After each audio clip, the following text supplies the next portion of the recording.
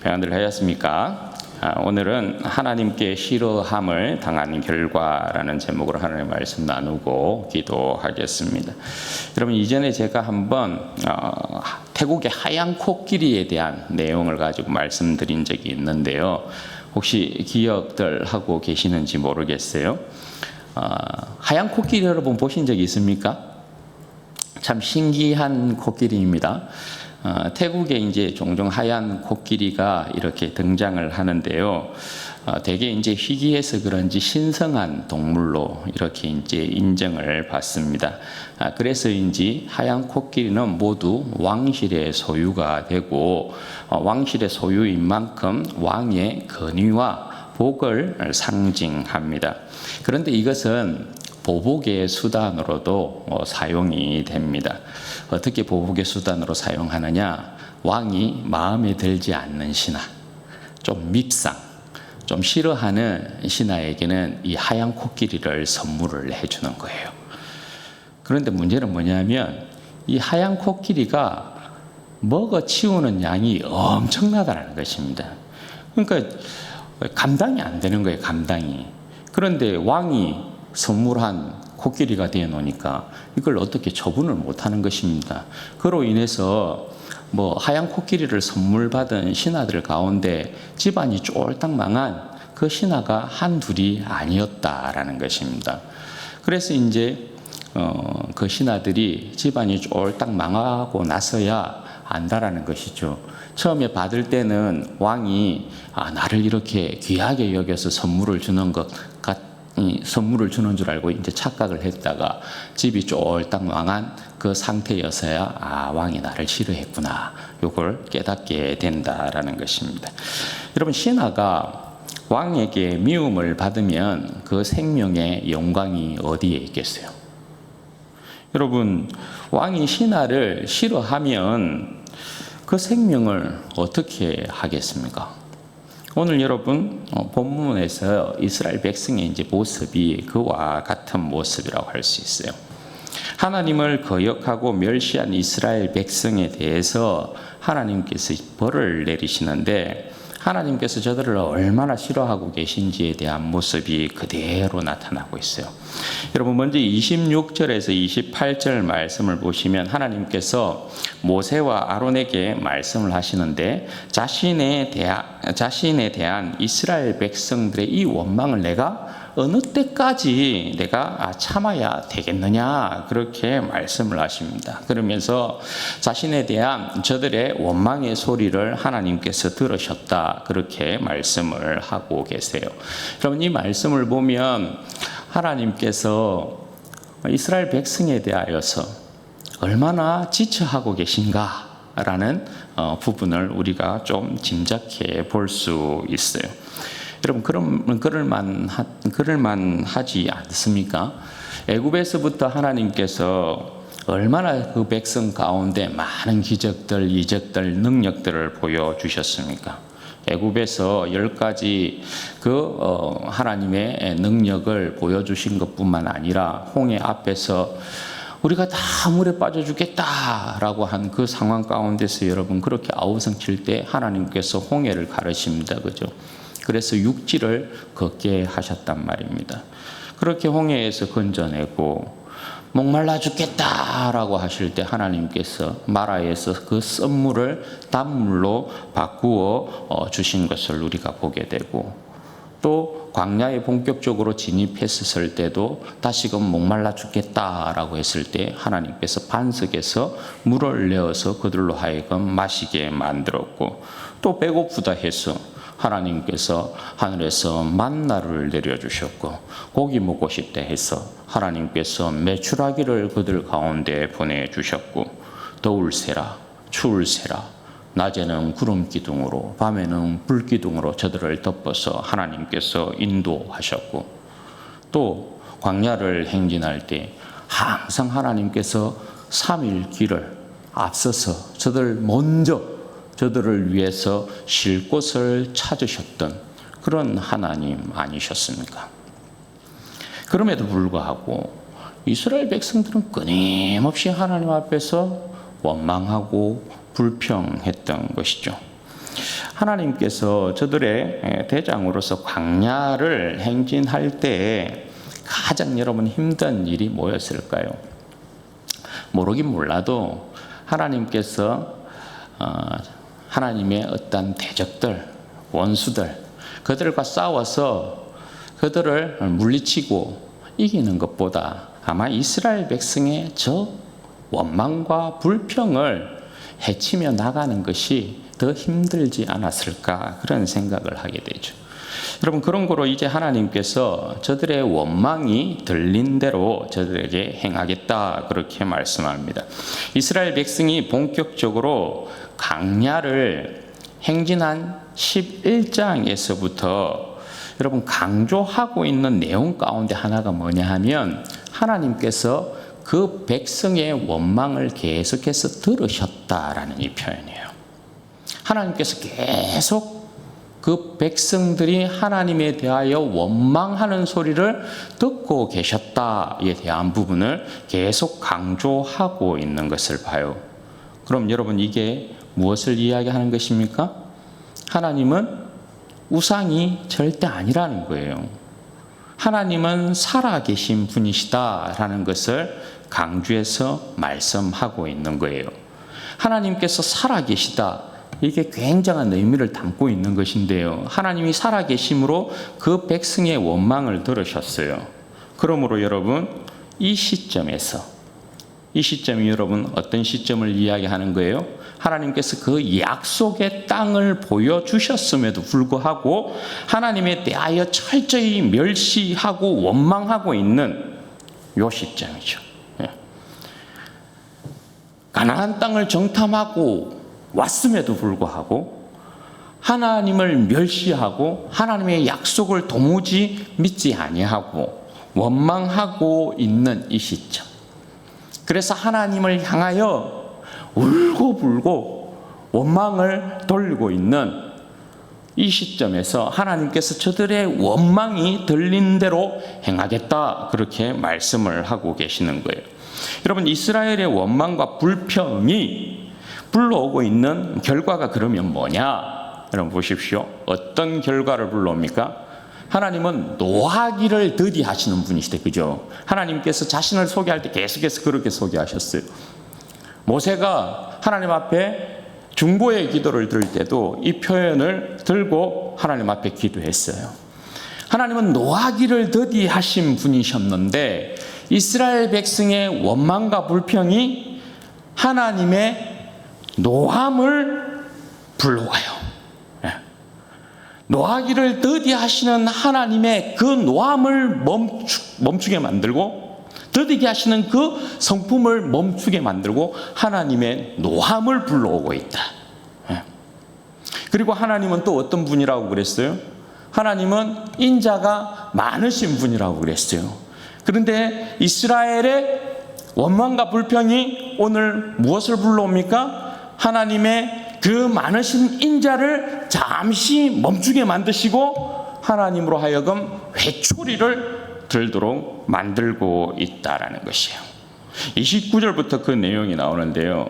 하나님께서 이제 심판의 말씀을 이스라엘 백성 가운데 하는데 이 내용이 그런 거예요. 갈렙과 여호수아를 제외한 20세 이상 하나님의 군대로 계수된 모든 백성들은 가나안 땅에 절대 들어가지 못하고 광야에서 다 시체가 되고 다 죽을 것이다. 그렇게 말씀을 합니다. 그런데 여러분 29절 표현 보십시오. 29절의 표현에 보면 너희 시체 이 표현을 사용합니다. 너희 시체. 32절과 33절에도 시체라는 이 단어가 여러분 등장합니다. 그러니까 여러분 이건 어떤 표현이냐면 하나님께서 이스라엘 백성이 자신을 멸시한 모욕한 그 멸시와 모욕을 그대로 이스라엘 백성 가운데 돌려주고 있는 그 표현이라고 할 수 있어요. 하나님께서 이스라엘 백성을 시체라고 부르는 그 이유는 뭐냐면 그들을 이미 죽은 자로 선포해 버렸다는 거예요. 저들을 이미 버린 자로 지금 하나님께서 선언하고 있다는 것을 말씀하고 있는 거예요. 그리고 그들의 자녀는 여러분 어떻게 됩니까? 자녀는 가나안 땅을 들어갈 것이지만 부모들의 이 반역죄를 지고 그 부모들이 광야에서 다 죽기까지 40년 동안 방황할 것이다. 그렇게 이야기를 합니다. 이 40년의 기간은 여러분 어떻게 계산이 된 거예요? 정탐꾼이 40일을 정탐을 했는데 그 하루를 1년으로 계산해서 그들은 40년 동안 광야를 방황하게 될 것이다. 그렇게 말씀을 하고 있는 것입니다. 여러분, 이 말씀을 마치고 있는 34절 하반절에서부터 35절 말씀을 한번 보십시오. 너희는 그제서야 내가 싫어하면 어떻게 되는지를 알리라 하셨다 하라. 나 여호와가 말하였거니와 모여 나를 거역하는 이 악한 회중에게 내가 반드시 이같이 행하리니 그들이 이 광야에서 소멸되어 거기서 죽으리라. 그렇게 말씀을 합니다. 여러분, 하나님의 노함에 혹독함이 나타나고 있어요. 하나님의 이 무서운 해초리, 이것을 이스라엘 백성이 이제 받아들고 있는 것이에요. 광야의 죽음에서부터 헤어나올 길이 없다라는 거예요. 여러분, 하나님으로부터 싫어함을 당하게 되면, 여기에서 이제 하나님으로부터 이제 싫어함을 당한다라는 이 표현은 하나님께서 그들을 거절한다라는 뜻이거든요. 하나님께서 그들을 거절한다라는 이 뜻은 다른 표현으로 보자면 뭐가 되냐 하면, 하나님께서 싫어하고 거절한다라는 것은 하나님의 대적이 된다라는 거예요. 하나님의 대적이. 여러분, 하나님께서 누구를 싫어하겠어요? 하나님께서 여러분 누구를 거절하겠어요? 그 대적을 싫어하고 거절하겠죠. 이스라엘 백성이 지금 하나님의 대적이 돼요. 그럼 여러분, 이스라엘 백성이 하나님의 대적이 되면 어떻게 하나님과 싸워 이겨요? 이게 여러분 이스라엘 역사에 있어서 불상사이거든요.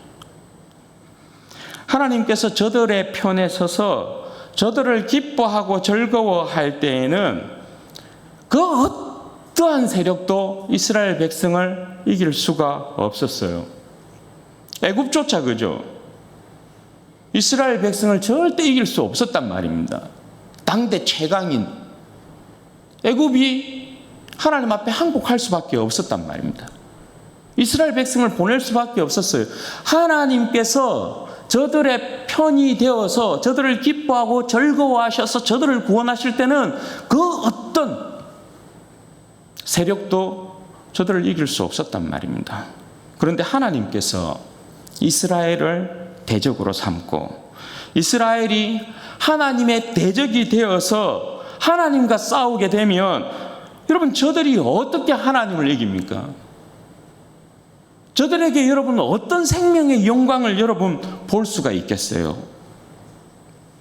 이스라엘이 역사에 있어서 망한 이유는 하나님을 저들의 대적으로 만들었기 때문이잖아요.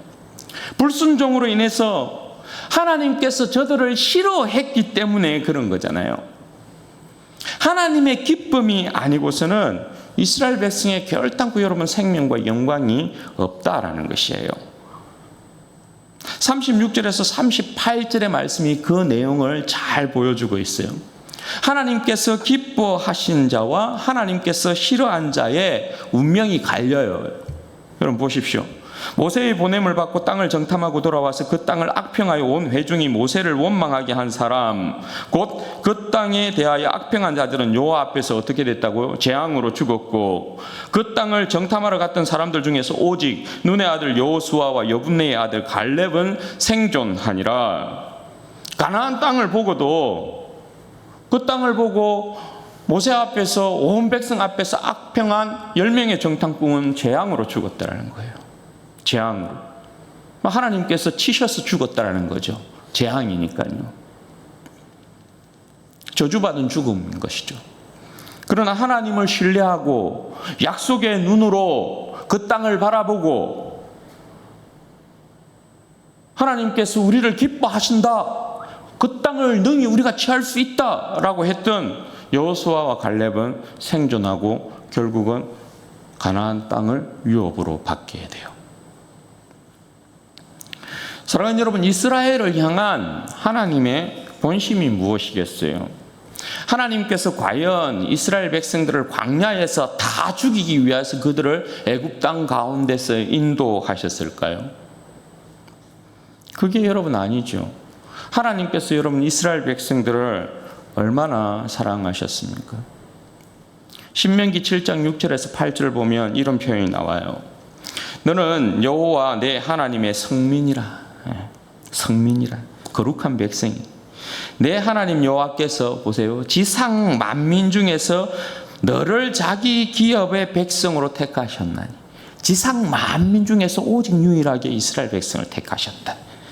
그리고 여호와께서 너희를 기뻐하시고 너희를 택하심은 너희가 다른 민족들보다 수요가 많기 때문이 아니라 너희는 오히려 모든 민족 중에 가장 적으니라. 뭐 특이한 백성이 아니었다라는 거예요. 그런데 여호와께서 뭐라고요?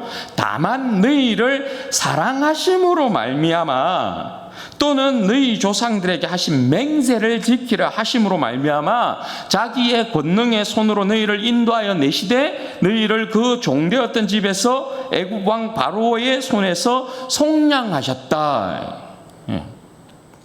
이스라엘에 뭐 어떤 잘남이 있어서 하나님께서 그들을 사랑하신 게 아니에요. 그들을 구원하신 게 아니에요. 뭐라고요? 다만 하나님께서 너희를 사랑하심으로 말미암아요. 예. 그저 하나님께서 사랑하시고 기뻐하셨다는 거예요. 그들 조상에 대하여서도 하나님께서 이 표현을 사용하거든요. 그 조상들을 기뻐하셨다 이런 표현을 사용하거든요.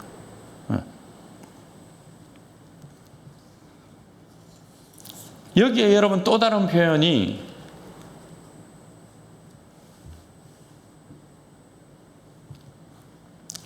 스바냐 3장 17절에 있는 말씀이에요. 너희 하나님 여호와가 너희 가운데 계시니 그는 구원을 베푸실 전능자시라. 그가 너로 말미암아 기쁨을 이기지 못하시며 너를 잠잠히 사랑하시며 너로 말미암아 즐거이 부르며 기뻐하시리라. 이스라엘 백성에 대한 하나님의 마음이 이래요.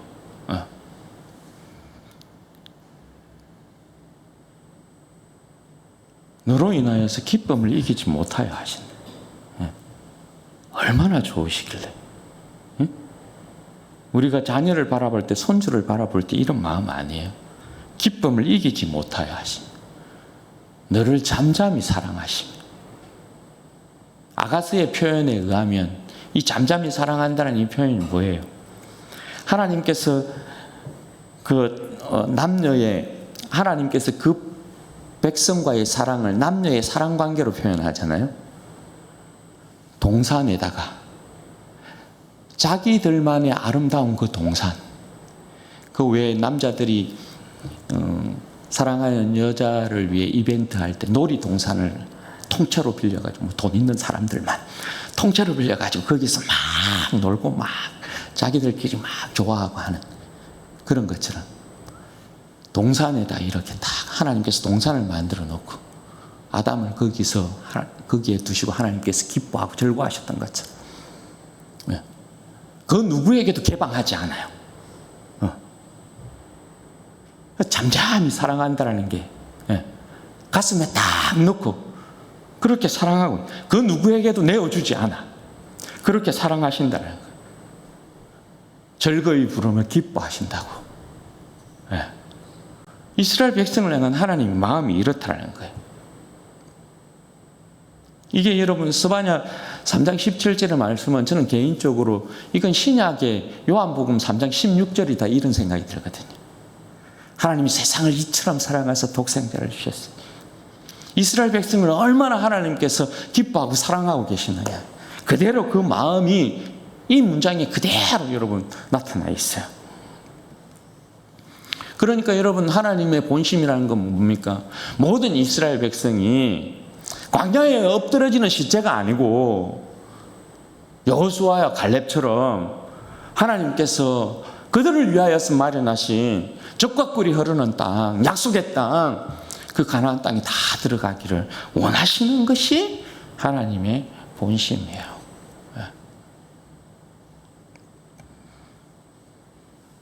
그런데 안타깝게도 오늘 이스라엘 백성은 끊임없이 하나님의 그 원망과 하나님에 대하여서 원망하고 불평함으로 말미암아, 이게 얼마나, 이 이스라엘 백성의 이 원망과 불평이 얼마나 악했던지, 그 노하기를 더디하시는 하나님께서 그 노함을 드러낼 정도였고, 그 많은 인자가 많으신 하나님께서 인자하심을 멈추고 해초리를 들 수밖에 없는 그 상황으로 만들어 놓고 있었다는 거예요. 오늘 본문의 내용이 여러분 그런 거예요. 사랑하는 여러분, 이제 하나님께서 우리에 대한 자신의 사랑을 어떻게 여러분 표현하고 있느냐? 하나님께서 이제 우리에 대한 사랑에 있어서는 이스라엘 백성에 대한 사랑과는 비교가 되지 않는 그 사랑의 형태의 모습을 우리에게 여러분 보여주세요. 우리에 대하여서는 결단코 우리의 인생이 이 세상에 시체로 버려지는 일이 없도록, 이 광야와 같은 이 세상에서 시체로 그냥 버려지고 쓰러지는 일이 없도록 하나님께서 우리에 대한 자기의 사랑을 어떤 식으로 표현하냐면 로마서 5장 8절 이렇게 기록이 되어 있어요. 우리가 아직 죄인 되었을 때에 그리스도께서 우리를 위하여 죽으심으로 하나님께서 우리에 대한 자기의 사랑을 확정하셨느니라, 그렇게 말씀합니다. 여러분, 이 말씀이 얼마나 여러분 엄청난 말씀이냐 하면, 우리가 아직 죄인 되었을 때라요. 우리가 아직 죄인 되었을 때에 하나님께서 그 아들 예수 그리스도를 십자가에 못 박아 죽여서 우리에 대한 자기의 사랑을 확정하셨다, 이렇게 이야기해요. 우리가 죄인 되었을 때 아들을 십자가에 못 박아 죽여서 하나님의 사랑을 확정하셨다는 건 뭘 이야기하냐면, 하나님께서 우리에 대한 사랑을 결단코 되돌릴 수 없다, 이걸 선포하는 거예요. 내가 예수 그리스도 안에서 너희를 사랑한 사랑에 있어서는 결단코 이 사랑에 대하여서는 되돌릴 수 없는 사랑으로 내가 너희를 사랑한다라는 것을 선포하고 있는 내용이에요. 이게 얼마나 여러분 놀라운 선언이에요. 여러분, 우리는 본래 에베소서에서 사도 바울이 어떻게 이야기합니까? 죄와 허물로 죽었다, 이렇게 이야기를 합니다. 그죠? 우리는 죄와 허물로 죽었던 인생이었다, 이렇게 선언을 합니다. 하나님을 대적하고 떠난 자들이었고, 그래서 하나님께 미움과 싫어함을 당한 자들이 본래 우리였어요. 그러니까 한마디로 여러분, 세상 가운데 버림당한 시체였다, 이렇게 표현해도 무방한 것이에요. 평생을 이 세상이라는 그냥 광야에서 방황하다가 지옥으로 딱 떨어지면 되는 그런 우리의 인생이었단 말입니다. 여러분, 그런 우리의 인생이 어떻게 영생의 복을 여러분 바랄 수 있습니까? 그런 인생이 그런 인생인 우리가 어떻게 여러분 천국을 소망하고 살 수 있습니까? 얼토당토 않은 일이에요. 그런데 여러분, 하나님께서 그런 우리를 살리시려고 아들을 이 땅 가운데 보내시고, 그 아들로 하여금 십자가를 지게 만들고, 그 아들에게 하나님 자신의 그 모든 노여움을 다 쏟아내는 거예요. 그 아들에게 하나님 자신이 가지고 있는 우리에 대한 그 노여움을 전부 아들에게 다 쏟아내신 거예요. 그리고 우리에 대한 그 자신의 노여움은 거두시고 그 광대한 인자를 우리에게 나타내시는 거예요. 성령의 능력으로 우리를 죽음에서부터 다시금 살리시고, 그 광대한 하나님의 그 인자가 우리를 하나님의 자녀 삼고 하나님의 상속자로 삼아서 천국을 가지는 백성이 되게 하셨어요. 그리고 그런 우리에 대하여서 하나님께서 절대 내 너희들 밉다, 싫다, 이렇게 말하지 아니하시고, 하나님께서 우리를 사랑하신다, 내가 너를 기뻐한다, 이렇게 말씀을 해주시는 거예요. 그게 여러분 에베소서 1장 12절에서는 이런 식으로 이야기해요. 이는 우리가 그리스도 안에서 전부터 바라던 그의 영광의 찬송이 되게 하려 하십니다. 여러분, 그의 영광에 찬송이 되었다라는 게 여러분 뭔 말입니까? 우리가 뭔데 하나님의 영광에 찬송이 되었다 이렇게 이야기합니까? 우리의 인생이 하나님의 노래가 되었다는 것입니다.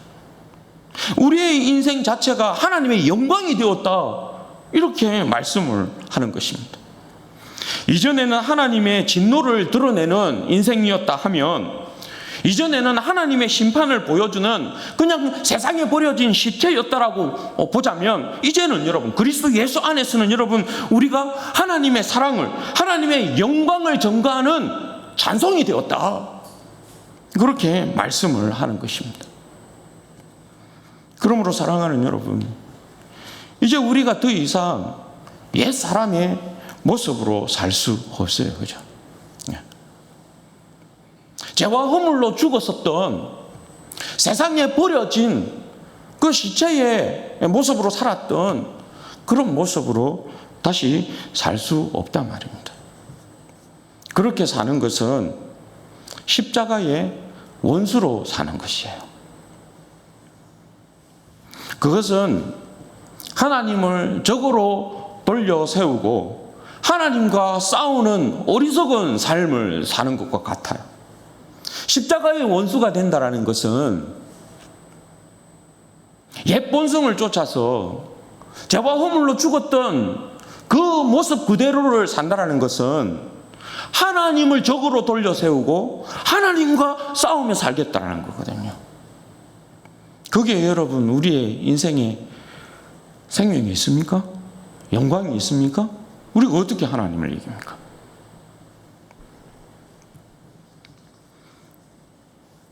그런데 여러분, 사도 바울이 말하는 바 아직도 여전히 십자가의 원수를 행하는 사람들이 얼마나 많으냐, 사도 바울이 그렇게 얘기해요. 빌립보서 3장 18절에서 21절 말씀에 보면 이렇게 이야기해요. 사도 바울의 마음이 너무 아픈 거예요. 이 말씀을 보면, 내가 여러 번 너희에게 말하였거니와 이제도 눈물을 흘리며 말하노니. 이 빌립보서는 여러분 알다시피 사도 바울이 감옥에서 쓴 편지예요. 빌립보 교회를 생각할 때 사도 바울이 그들을 생각하니까 막 가슴이 너무 절절한 거예요. 그 표현이 이거예요. 내가 여러 번 너희에게 말하였거니와 이제도 눈물을 흘리며 말하노니, 여러 사람이 그리스도의 십자가의 원수로 행하는, 여러 사람들이 여전히 그리스도 예수의 십자가의 원수로 행하느니라. 그렇게 되면 원수로 살아가면 어떻게 된다고요? 그들의 마침은 멸망이요. 그들의 마침은 멸망이요. 그들이 어떻게 살았기 때문에? 원수로 사는 모습이 어떻게 나타나요? 그들의 신은 배요, 이렇게. 하나님이 아니고 배. 먹고 사는데 이 땅에 영광이 있는 거예요. 그들의 신은 배요. 그들의 영광은 부끄러움에 있고, 이 세상을 추구하는 것 자체가 부끄러움이다, 이 말이거든요. 그들의 영광은 이 부끄러움에 있고, 하나님 앞에서 부끄러움 당할 것에다가, 이 세상의 것에다가 자신들의 영광을 두고 있다는 거예요. 그리고 이 사람들은 땅의 일을 생각하는 사람이에요. 그러나 우리의 시민권은 하늘에 있다.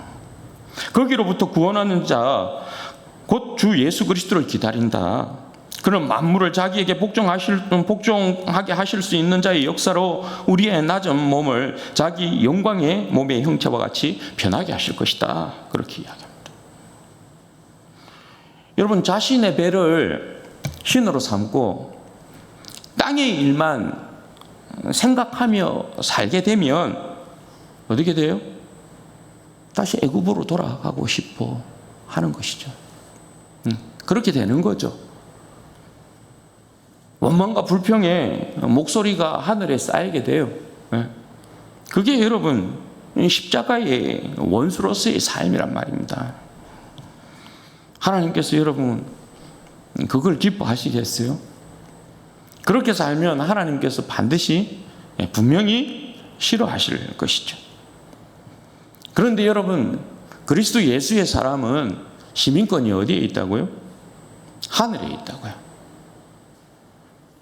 땅의 일을 생각하고 사는 사람이 아니라 하늘에 있다, 이렇게 이야기해요. 우리는 오직 하늘로부터 다시 오실 우리 주 예수 그리스도를 기다리는 사람이다. 그러니까 이 말은 여러분 뭡니까? 주 예수 그리스도께서 이 땅 가운데 오실 때까지 주님의 약속의 말씀을 붙들고 진리의 말씀에 따라서 이 세상과 싸우며 계속해서 우리의 삶을 이겨내야 된다, 이것을 말씀하는 것이죠. 여기에 좋은 본이 되는 사람이 바로 바울과 실라예요. 여러분, 이들처럼 원망과 불평의 어떤 모습을 보자면, 이들처럼 하나님 앞에 원망하고 불평하는 부분에 있어서 충분 조건을 가지고 있는 사람이 없어요. 왜요? 이들이 빌립보에 갔어요. 빌립보에 이렇게 딱 갔는데 어떻게 막 거기에 이제 귀신을 내어 쫓고 복음 전하고 막 이랬단 말입니다. 그러니까 빌립보 사람들이 막 일어나 가지고 어떻게 했어요? 사도 바울을, 이 신라를 감옥에다 집어넣어 버렸어요. 주 패고 막 해가지고 감옥에다 넣었단 말입니다. 그런데 여러분, 감옥에서 그러면 바울과 신라가 어떻게 할 수 있습니까? 서로 막 하나님 앞에 원망할 수 있겠죠. 불평할 수 있겠죠. 이게 무슨 꼴이냐고, 이게. 고작 하나님께서 가라고 해가지고 빌립보라는 지역에, 로마의 첫 성이 빌립보 아닙니까?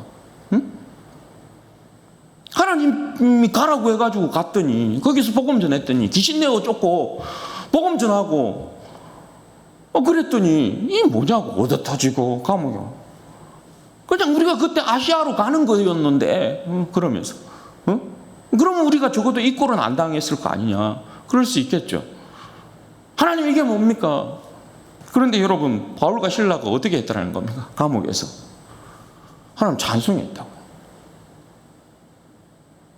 죄수들이 막 듣더라 그러거든. 막 하나님을 찬송했다는 거예요.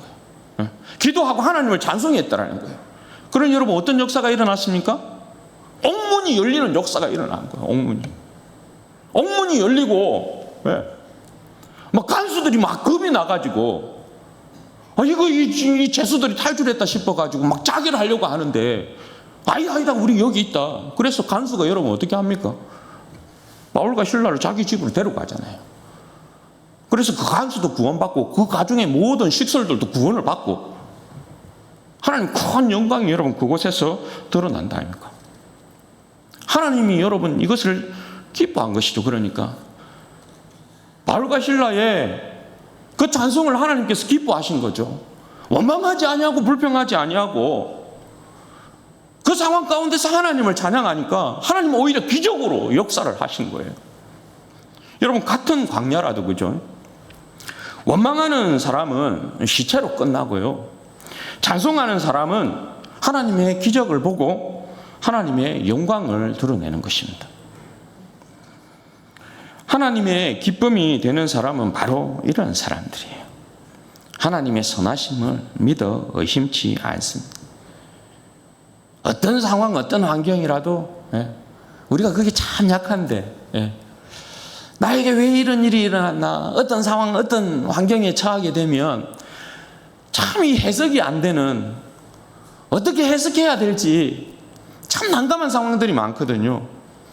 그때 그냥 우리는 그냥 쉽게 터져 나오는 것이 원망이고 불평이거든요.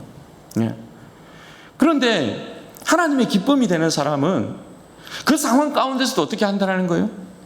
묵묵히 하나님 앞에 원망하고 불평하는 것이 아니라 묵묵히 하나님을 기다린다는 것입니다. 하나님의 약속을 믿고 하나님을 신뢰한다는 것입니다. 하나님의 뜻이 있겠지. 나보다 더 지혜로우신, 나보다 더 크신, 하나님의 계획에 있어서는 실패가 없으신 그 하나님의 신실하심이 내 인생 가운데도 드러나겠지. 하나님을 기다린다는 것입니다. 여러분, 그렇지 않아요? 우리의 인생을 되돌아보면 그 당시에는 참 내가 안절부절 어떻게 막 답이 안 나오는 그 상황 가운데에서 내 인생이 참 너무나 힘들고 괴롭고 무너지는 것 같고, 그런데 여러분 그 시간을 다 지나고 오면 그럼에도 불구하고 하나님께서 우리의 삶을 어루만지시고 우리의 삶을 인도하신 그 모습을 보면 그때 그 역사가, 그 일이 이처럼 하나님의 선함으로 드러나는구나. 그걸 우리가 여러분 많이 고백하게 되잖아요. 그죠?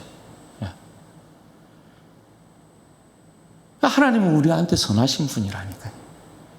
하나님은 우리를 기뻐하고 즐거워하는 거로, 하나님은 반드시 우리 앞에, 당장은 우리의 삶이 무너질 것 같아 보여도, 뭐 안 되는 것 같아 보여도, 후퇴하는 것 같아 보여도, 우리의 인생에 대한 하나님의 역사는 항상 선함으로 나타난다는 거예요. 그런 여러분 주의 사람은 절대적으로 하나님의 그 사랑에 대하여서, 하나님의 그 인자하심에 대하여서, 그 약속에 대하여서 절대 의심하지 않는 거예요. 사랑하는 여러분, 우리는 다 주님의 기쁨 되기를 원한다. 그죠? 우리는 다 주님의 기쁨 되기를 원합니다. 아이 좀 밉상, 하나님께서 보실 때 아이 좀 밉상, 이러면 큰일 나는 겁니다. 아유 저 인간, 아유 막 싫다 막, 이러면 여러분 큰일 나는 것입니다. 하나님의 기쁨이 되기 위해서는 여러분 어떻게 해야 돼요? 상황이 아니라 하나님의 약속 붙들어야 되고, 환경이 아니라 하나님을 여러분 바라봐야 되는 거죠. 원망 대신에 찬송하고, 여러분 불평 대신에 기도하는 것입니다. 그럴 때 우리의 인생은 진정코 하나님의 기쁨이 되고 그의 영광의 찬송이 될 것이에요.